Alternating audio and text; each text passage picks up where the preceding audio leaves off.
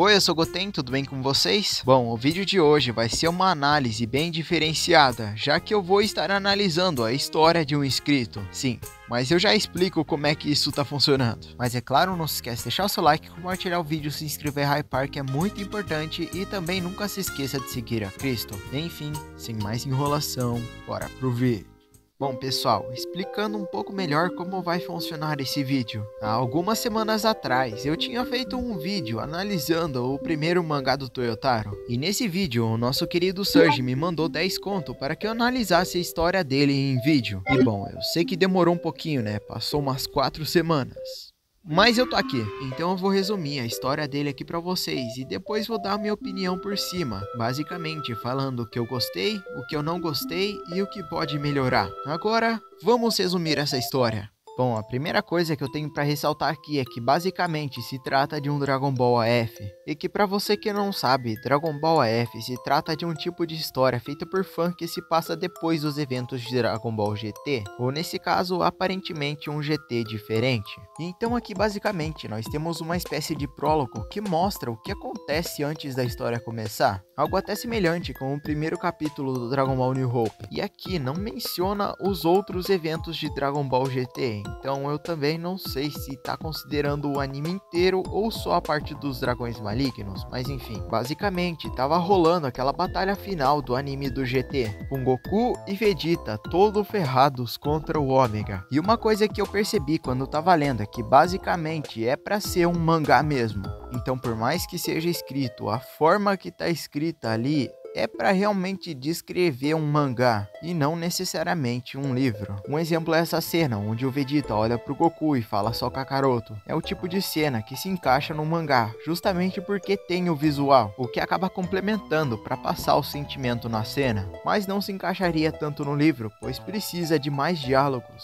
Mas então os dois começam a atacar o Ômega. O Vegeta tenta dar um soco nele, mas o máximo que ele consegue é quebrar o próprio braço. Nem nas fanfics o braço do Vegeta escapa, e eu tenho certeza que é o mesmo braço. Então o Ômega perfura o ombro do Vegeta e fica lá se vangloriando. Mas enquanto o Vegeta tava lá sendo torturado pelo Ômega, o Goku acaba acordando o resto dos guerreiros, que no caso, né, o Goten, Trunks, Pan e Gohan. E basicamente o Goku pede a energia deles para que ele pudesse tentar vencer o Ômega, porém não lutando, né, mas sim como forma de sacrifício. E aqui acaba sendo um pouco mais diferente da linha original do GT, onde o Goku morre e vira um deus. Mas aqui, basicamente, o sacrifício dele, ele agarra o Ômega e se teletransporta para o Sol.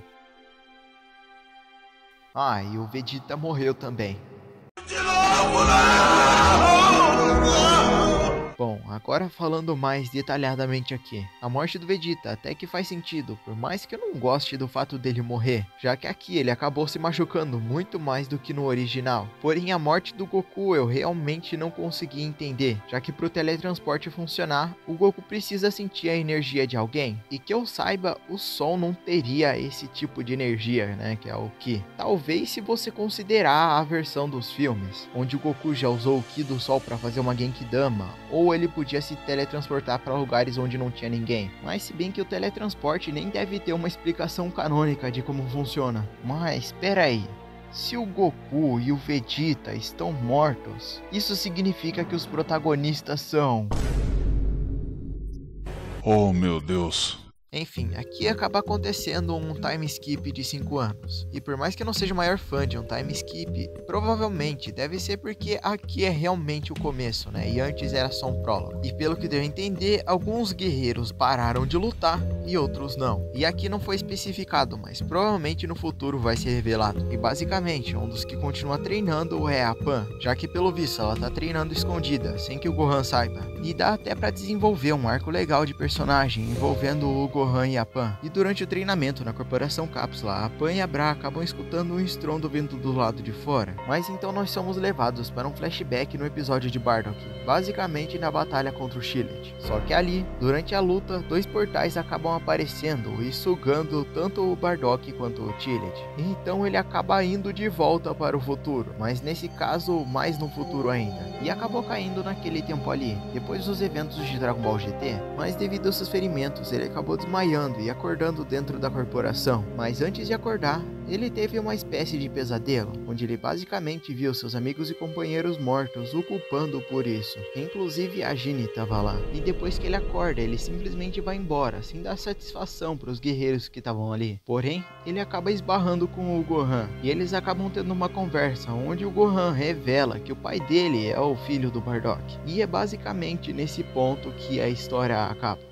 Bom, agora falando sério, eu tenho algumas coisas e detalhes para me aprofundar aqui. E a primeira delas, é óbvio, é que a premissa é até que interessante. No caso, esse negócio do Bardock interagindo com os guerreiros e sendo meio que um dos protagonistas. Eu fico até que bem feliz com isso, porque, sinceramente, cara, eu não gostaria de ver um mangá só focado na nova geração. O pessoal geralmente se incomoda bastante com o meu incômodo com a nova geração de Dragon Ball. Mas, infelizmente, é um fato de que a grande maioria deles não é interessante o suficiente. Até o Gohan, que é o que teve mais desenvolvimento, não chegou aos pés do Goku, então eu tenho alguns motivos para ficar com o pé atrás. E o simples fato do Bardock estar ali acaba equilibrando mais as coisas, principalmente o Bardock do Z, que é meu favorito. Então eu fico muito feliz que você tenha colocado ele aqui. Agora, por mais que tivesse uma premissa interessante, tem algumas coisas que me incomodaram enquanto eu li. A primeira são alguns erros de escrita que eu notei enquanto eu tava lendo. E não me levem a mal, eu não quero agir como o professor de português. Mas querendo ou não, estamos falando de uma obra escrita, então se algumas coisas estiverem erradas, vai acabar atrapalhando a experiência do leitor. E alguns erros que eu notei foram não só vícios de linguagem, como repetir a mesma palavra várias e várias vezes, ou até mesmo com uma pronúncia errada ou descrições desnecessárias. Então uma dica aqui, seja mais claro no diálogo e na descrição das ações. E algo importante a mencionar é que eu acho que o prólogo seria mais interessante se ele aparecesse em formato de flashback. No caso sim, um prólogo é importante, porém ele foi um pouco corrido, então da forma que foi feito ali, eu acho que seria mais interessante se fosse revelado um pouco mais pra frente na história, talvez com o Gohan contando o que aconteceu pro Bardock, e não sendo o primeiro capítulo, justamente pra ter esse ar de mistério e pra justificar o porquê não tem tanto detalhe assim. No geral, não dá exatamente pra ter uma opinião formada só com 3 capítulos, mas eu acho que se corrigir algumas coisas vai ficar bem legal. E a minha maior dica pra vocês que estão vendo esse vídeo e planejam escrever um livro ou um mangá, sei lá, leiam bastantes livros, isso vai ajudar vocês a terem um repertório maior de ideias e obviamente a escrever bem. E Serge, muito obrigado, cara. Vocês não têm noção do quanto eu fico emocionado vendo o carinho de cada um de vocês. Isso realmente me dá forças para sempre estar continuando com o canal. Tamo junto, galera. Enfim.